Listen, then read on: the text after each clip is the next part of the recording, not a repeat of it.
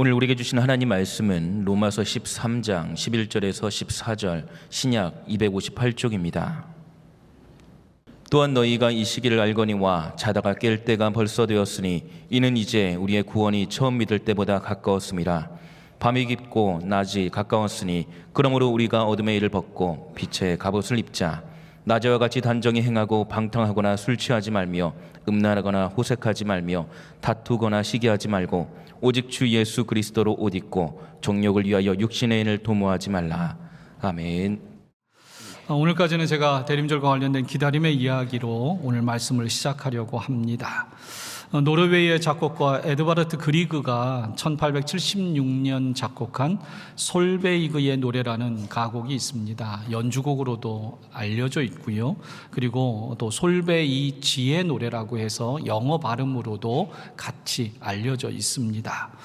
이 노래는 이 노르웨이의 그 전설과 같은 그 옛 이야기를 각색돼서 만든 건데요. 노르웨이의 작은 산골 마을에 가난한 농부 페르귄트와 아름다운 소녀 솔베이그가 살고 있었습니다.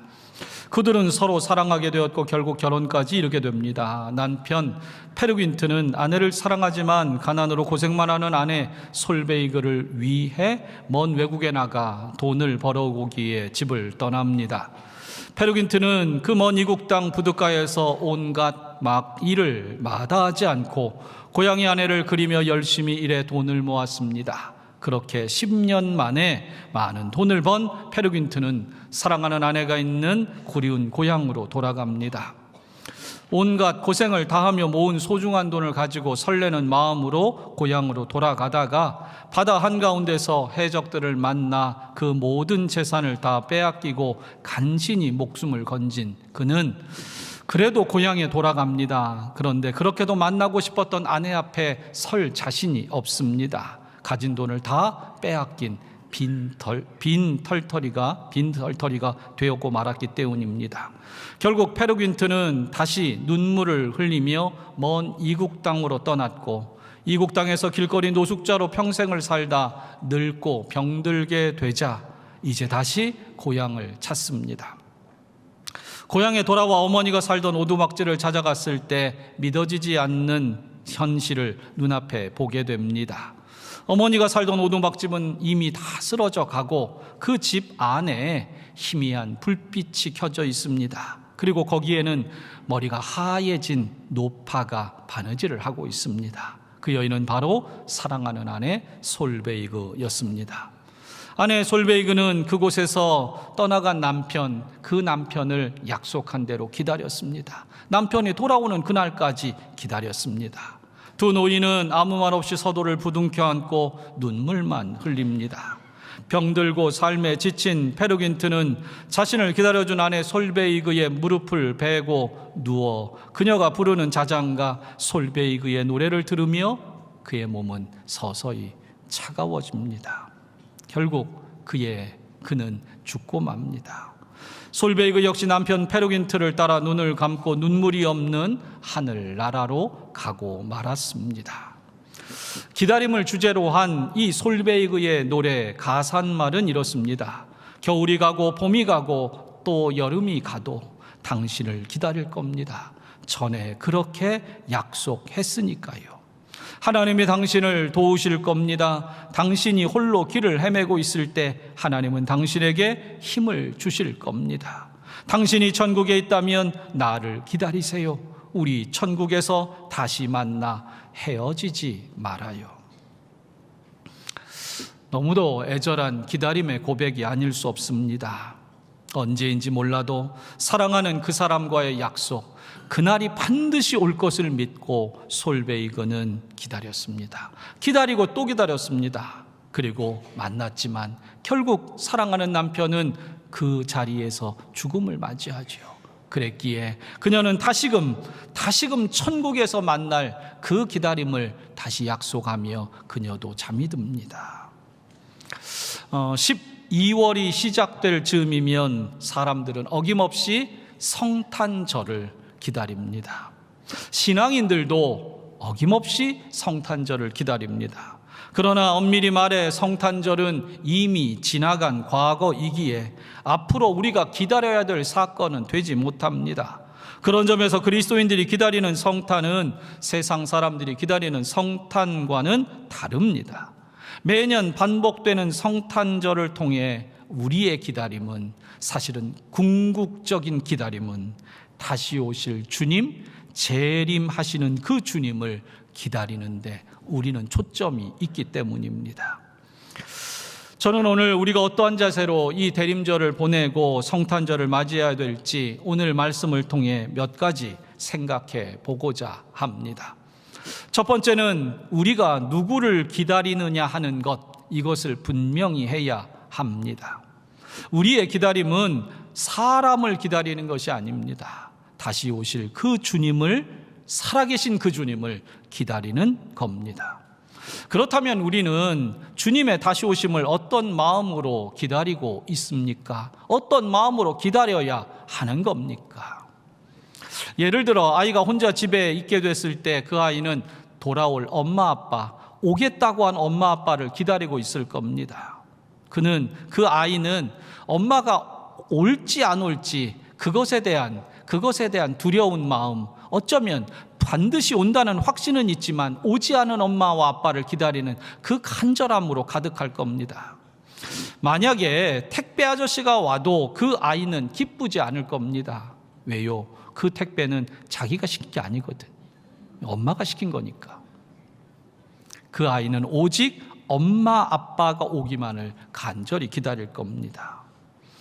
부산에 있는 호산나 교회에서 2015년 5월까지 담임 목사로 심우했던 홍민기 목사님의 간증의 한 부분입니다. 이분은 가난한 목회자 가정에서 자랐습니다. 아버지가 교회를 개척했습니다. 40평 정도 되는 장소를 빌려 예배당 그리고 사택을 그 안에 꾸몄습니다. 주일이면 주일 학교 예배가 있습니다. 그런데 그때 제일 기다리는 시간은 끝나는 시간입니다. 왜냐? 예배가 끝날 때 어머니가 아이들에게 뭘 줘요? 간식을 줍니다. 간식을. 그런데 그때 어머니가 간식으로 주는 간식 중에, 여러 간식 품목 중에 이 홍민기는 야쿠르트가 그렇게 좋았답니다. 그래서 홍민기는 예배가 끝날 때가 되면 동생과 함께 제일 먼저 앞에 섭니다. 그러나 엄마는 그날도 어김없이 맨 뒤로 가라고, 너희들은 맨 뒤로 가거라. 왜요? 간식이 모자랄까 봐. 그 시절에는요, 왜 이렇게 애들이 다 교회로 몰려왔는지 몰라요. 예. 그때는 다 교회로 왔어요. 그래서 간식이 그렇게 모자랐어요. 예. 그런데 그 야쿠르트, 자기가 좋아하는 야쿠르트 1년에 몇 번 나오지 않을 거 아니에요. 그런데 그것조차 못 먹어서 너무도 그 야쿠르트를 먹고 싶어 했습니다. 그때마다 소년 홍민기는 마음속으로 우리 엄마가 맞나 생각하며 엄마를 원망합니다. 또 교회가 가난하니까 넉넉하게 주지 못하는 그 형편, 그것을 이 아이가 알 리가 없지요.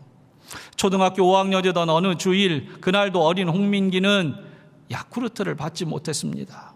속상해서 밖에 나가 걷는데 막 눈물이 나더랍니다. 그래서 하나님께 이렇게 외쳤답니다. 하나님, 저 야쿠르트 700개 먹고 싶어요. 얼마나 먹고 싶었으면.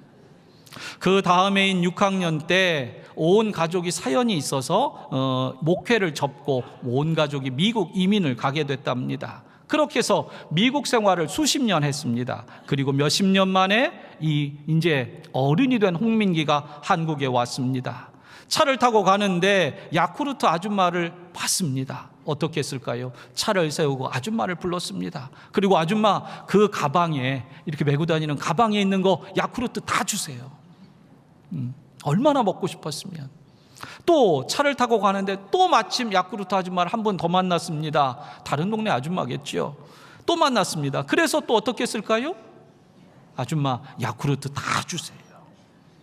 집에 도착해서 어린 시절 그토록 먹고 싶던 야쿠르트가 가득한 그 봉지를 봅니다.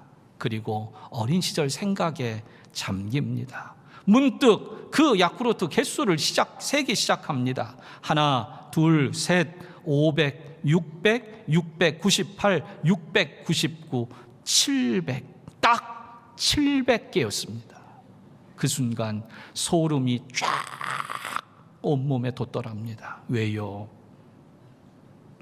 초등학교 5학년이던 그 어린 홍민기, 야쿠르트를 못 받아 서러워 울면서 하나님께 야쿠르트 700개 먹고 싶다고 소리쳤던 그 기억이 그 순간 났기 때문입니다. 이 이야기 끝에 홍민기 목사님은 말합니다. 이게 우연입니까? 누가 하나님이 약속을 안 지키신다고 과연 말합니까? 나는 잊어버리고 있었지만 하나님은 기억하고 계셨습니다. 주님께서 다시 오신다고 하셨으니 반드시 오실 겁니다. 속히 오실 겁니다.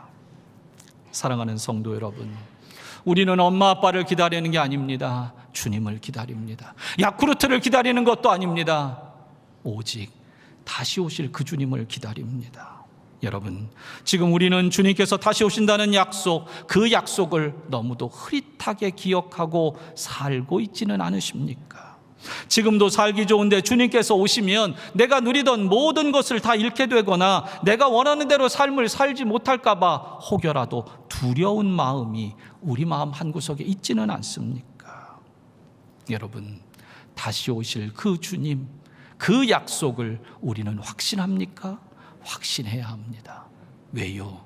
주님은 약속하신 대로 반드시 다시 오실 것이기 때문입니다. 주님께서 하늘로 승천하실 때 제자들이 정말 이제 다 끝났다, 이제 다 끝났다라며 그렇게 포기한 상태로 넋놓고 바라보고 있자 천사가 말합니다. 사도행전 1장 11절에 갈릴리 사람들아 어찌하여 하늘을 쳐다보느냐, 너희 가운데서 하늘로 올려주신 이 예수는 하늘로 가심을 본 그대로 오시리라. 그렇습니다. 주님은 분명히 다시 오십니다. 분명히 다시 오십니다. 우리의 기다림은 분명히 이루어질 확신과 소망의 기다림입니다. 이 대림절은 교회가 4세기부터 이 대림절이라는 절기를 지켜온 것으로 그렇게 교회사에서는 가르치고 그렇게 알려져 있습니다. 그런데 그렇게 얼마간을 지켜오다가 7세기가 되면서 비로소 예수님의 초림만이 아니라 7세기부터는 대림절에는 예수님의 재림이 더 중요하다. 예수님이 이제 곧 오신다고 했는데 아직 안 오셨다. 그렇다면 진짜 중요한 그 주님의 오심은 다시 오실 주님이다. 그래서 7세기부터는 예수님의 재림을 기다리는, 대림하는 절기가 되었다는 겁니다. 여러분, 오늘 우리는 성탄에 뭘 기다려야 됩니까? 누구를 기다려야 됩니까? 다시 오실 그 주님을 우리는 기다리고 있는 겁니다. 그러므로 오늘도 우리는 다시금 우리 삶 안에 그 다시 오실 그 주님과의 약속을 기억하고 주님을 다시 만나게 될 때 내가 어떠해야 될지를 우리는 이 시간 생각해야 하는 겁니다. 두 번째로, 그렇다면 이제 다시 오실 주님을 기다리는 성도는 그날 빛된 삶을 살아 그날 주님을 만나야 할 겁니다. 오늘 본문은 사도 바울이 로마 교회에 보낸 편지 중에 일부인데요, 이 편지를 쓸 당시 바울은 3차 선교 여행 중에 고린도라는 그 지역에 머물고 있었습니다. 그런데 그는 이 로마서를 써서 그 로마 교회로 보냈는데 사실 로마 교회를 그하고는 관계가 사실 없어요. 바울하고는 관계가 없어요. 그런데 바울에게, 그 노년의 바울에게 한 가지 하나님께서 주신 소망과 꿈이 있습니다. 그건 뭐냐? 내가 로마도 보아야 하리라. 아니, 내가 로마를 거쳐 그 마지막 서바나까지, 그곳까지 가서, 땅끝이라고 불리우는 유럽의 끝까지 가서 내가 주의 복음을 증거하고 싶다. 그 소원이 그에겐 있었습니다. 그런 나머지 그는 먼저 로마에 가서 반드시 그 로마 교인들을 만날 걸 예상하고 기대하면서 로마에 가지 않았지만 먼저 편지를 써서 그 로마 성도들과 교류를 시작하는 겁니다. 그런데 사도 바울은 그 로마에 있는 성도들에게 쓰는 편지의 내용 속에 오늘 읽은 본문에서 그리스도께서 다시 오실 때, 가까워지는 그때 너희는 깨어있는 신앙 살아야 된다 라고 당부합니다. 그러면서 오늘 본문 11절에 또한 너희가 이 시기를 알거니와 자다가 깰 때가 벌써 되었으니 이는 이제 우리의 구원이 처음 믿을 때보다 가까웠습니다 라고 말합니다. 여러분, 바울이 전제하는 건, 바울이 그 성도들이 이미 알고 있는 것을 다시 한번 짚는 건 뭐냐면, 지금 이때가 어느 때인지를 알고 있다는 겁니다. 너희도 알지 않냐? 지금은 자다가 깰 때다. 곧 우리의 구원이 처음 믿을 때보다 가까이 왔다는 거, 주님이 다시 오실 때가 되었다는 거, 그거 알고 너희 살고 있지 않냐? 우리 그거 기억하자는 겁니다. 그러면서 주님이 다시 오시는 그때를 위하여 12절에 어둠의 일을 벗고 빛의 갑옷을 입자라고 말합니다.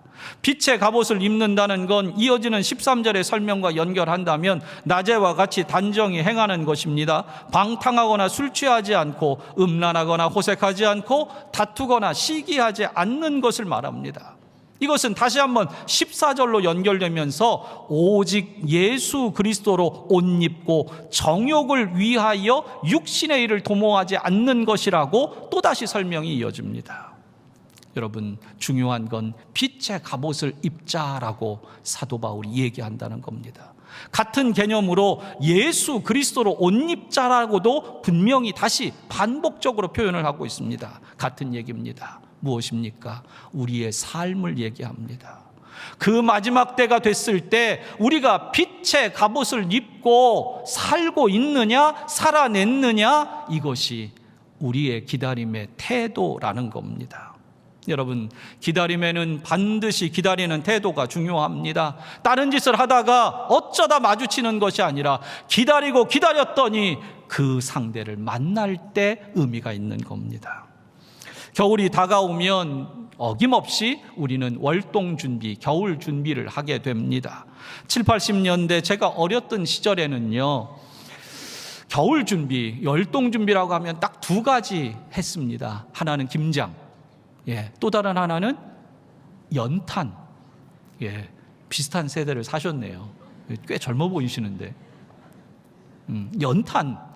연탄이요. 그 시절에는 굉장한 놀잇감이었습니다. 겨울에.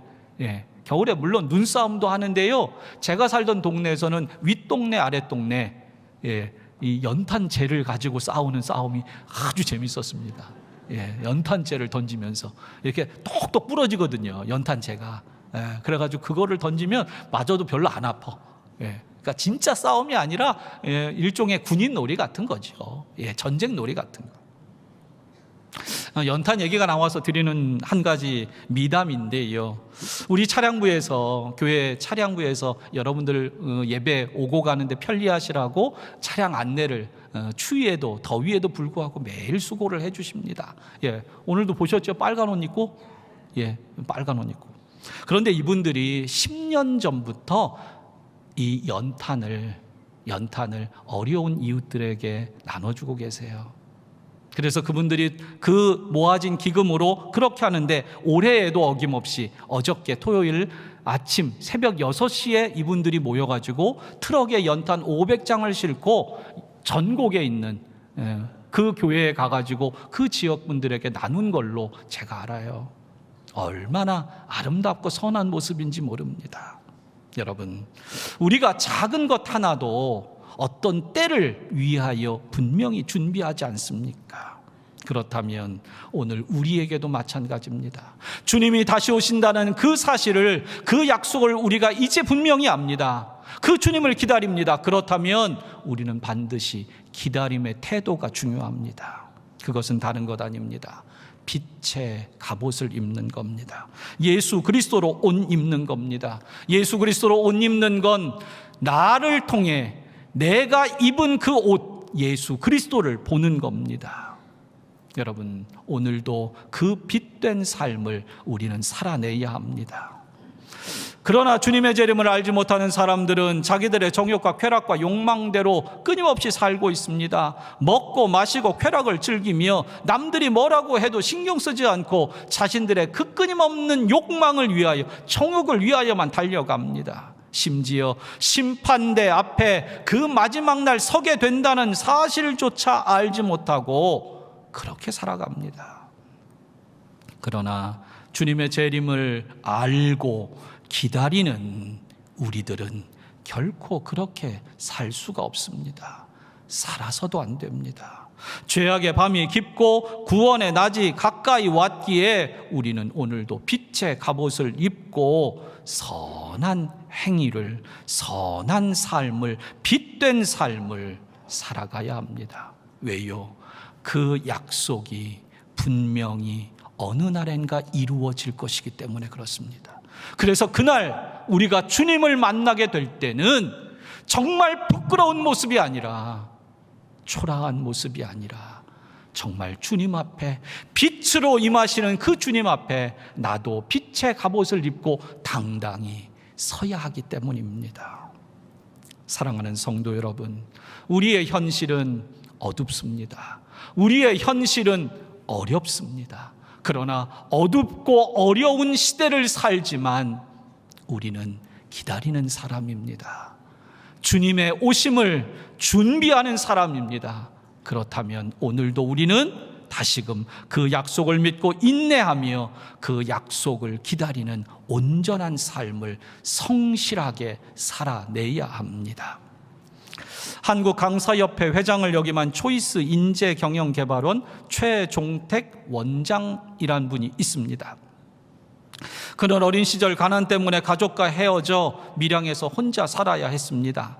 영양실조로 한쪽 눈을 실명한 그는 고등학교 1학년 1학기를 다니다가 학교를 중퇴하고 가족들이 있는 서울로 이제 올라오게 됩니다. 그 올라오는 그때 그는 친한 친구 2명과 한 가지 약속을 합니다. 야, 우리 꼭 성공해서 25년 후에 우리가 지금 헤어지는 이 자리, 이곳에서 다시 만나자. 25년 뒤에 다시 만나자. 그리고는 그 약속의 내용을 적은 작은 쪽지를 이 세 친구가 교환을 했습니다. 당시 17살이던 그는 약속대로 25년이 지난 후에 아내와 2아이를 데리고 25년 전에 헤어진 그 친구들을 만나기 위해 약속 장소인 밀양 영남루 팔각정에 갔습니다. 그렇다면 쪽지를 몇 명이 나눴다고요? 3명이. 그 나머지 친구들은 어떻게 됐을까요? 그날 왔을까요? 안 왔을까요? 왔으니까 얘기를 드리는 거죠. 어떻게 1부, 2부, 3부가 다 똑같습니까? 그 나머지 2친구도 25년 전의 약속을 지키기 위해 그 쪽지를 들고 그 자리에 왔습니다. 25년 동안 연락 한 번 하지 않았는데도 이 3명의 친구는 그 약속한 쪽지, 이거 하나, 그 약속 하나 25년을 간직했다가 그 자리로 찾아와 뜨거운 만남을 가졌습니다. 그날의 만남을 이 최종택 원장은 생각합니다. 야, 작은 약속 하나도 25년을 지켰는데, 아니 그 약속대로 최선을 다해서 우리 살다가 성공해서 꼭 다시 만나자. 그 약속 하나를 이렇게 지켰는데 약속이 얼마나 귀한지 모르겠다. 그러면서 그는 지난 25년 동안 써온 자신의 일기장을 다시 읽어봅니다. 거기에는 지금까지 자기 자신과 한 약속들이 하나하나 적혀 있고, 또한 그 약속들을 자신이 지키려고 얼마나 애쓰고 노력했는지, 그 내용들이, 그 젊은 날에 그 약속을 위해 매진했던 내용들이 고스란히 적혀 있었습니다. 그동안 그 숱한 고생을 했던 내용들이 그곳에 적혀 있습니다. 고등학교 1학년 때 한쪽 눈이 실명했고, 실명한 채로 서울에 올라왔지만 가족이 모여 살 수 있는 집이 없으니까 그는 청소년들 공동체인 청홍회에서 운영하는 신문 배달과 허드렛 일을 하면서 거처, 숙식을 해결해주는 그곳에서 지냈답니다. 그런데 그곳에서 그는 성공해야 되겠다는 일념으로 미친 듯이 일을 합니다. 그러다가 나머지 한쪽 눈마저 시력을 거의 잃을 정도로 안 좋아져요. 그러나 그는 매일 저녁 그 고되고 배고픈 하루하루를 보내면서도 꼬박꼬박 일기장을 썼습니다. 그리고 그 일기장을 적을 때마다 그 일기장에 꽂아놓은 25년간 간직한 그 쪽지, 그 17살에 헤어지면서 함께 나누었던 그 쪽지를 보며, 그래, 나 이 약속대로 성공해야지, 꼭 다시 만나야지. 그는 그렇게 최선을 다했습니다. 그런 꿈, 그리고 자신과의 약속을 철저히 지키려는 그의 신념, 그리고 무엇보다도 그를 지탱해 준 그것은 바로 신앙이었습니다. 그는 지금까지의 자신의 삶을 돌아보며, 그리고 약속의 소중함, 한 약속이, 약속 하나가 인생을 어떻게 바꿀 수 있는지를 그는 깨닫고 하루 약속이라는 제목을 쓰고, 그리고 지금은 여러 기업체에서 자기 개발에 관한 강의를 하고 있습니다. 가난과 실명의 불행, 그리고 뜻대로 되지 않는 현실 속에서도 25년 후에 우리 다시 만나자, 성공해서 다시 만나자, 노력해서 다시 만나자, 그렇게 약속한 그 한 소년, 그 작은 쪽지, 그 쪽지의 약속은 한 소년의 인생을 바꿔놓았습니다. 방탕과 죄악에 빠질 수밖에 없는 그러한 수많은 유혹들 속에서 이 청년은 견디어냈고요. 그리고 배움에 목마른 그를 결코 나태하게 만들지 않고 그 약속대로 그는 더 열심히 배움에 최선을 다했고요. 그리고 끝내 그가 기도한 대로, 그 약속을 끝까지 붙들고 애쓰고 노력한 대로 그는 성공한 인생이라는 칭찬을 듣게 되었던 겁니다. 여러분, 그는 힘들었지만 그 25년간 그는 약속을 지켰습니다. 자신과의 약속이기도 했고 친구와의 약속이기도 했던 그 약속을 그는 지켰습니다.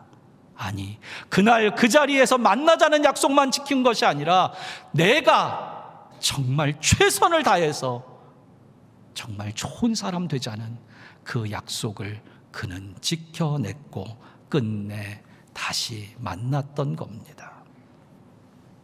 말씀을 맺겠습니다. 여러분, 주님께서는 우리에게 다시 오시겠다고 약속하셨습니다.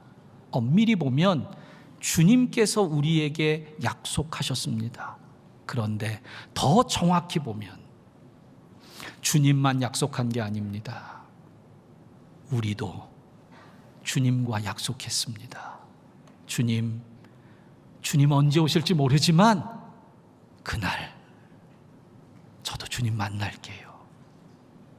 그 약속을 우리도 한 겁니다. 그렇다면 이제 그 약속이 세상 사람들은 하찮게 여길지라도 우리에겐 너무도 소중합니다. 너무도 소중한 나머지 그 약속의 말씀 부여잡고 오늘도 이 거친 세상, 어둡고 힘든 인생, 그 아픔과 슬픔과 고난의 연속인 이 인생도 결코 타협하거나 물들거나 꺾이지 않고 나를 지키며 살아내는 겁니다. 사랑하는 성도 여러분, 주님은 다시 오십니다. 오늘 우리는 성탄절을 앞두고 있습니다. 이제 며칠 뒤면 성탄 전야의 축하 발표회도 있을 거고요. 그리고 또 수요일 성탄절 아침을 맞이하겠지요. 여러분, 며칠간이지만 하나님 앞에 여러분 빛된 삶을 사십시오. 그리고 정말 이 대림의 절기, 성탄의 절기를 맞이하며 주님 다시 온다는 그 약속 다시 돌아보십시오. 그리고 나도 그 약속 지키고자 더 매진하는, 더 빛되게 살아가는 여러분 되시기를 축복합니다. 기도하겠습니다.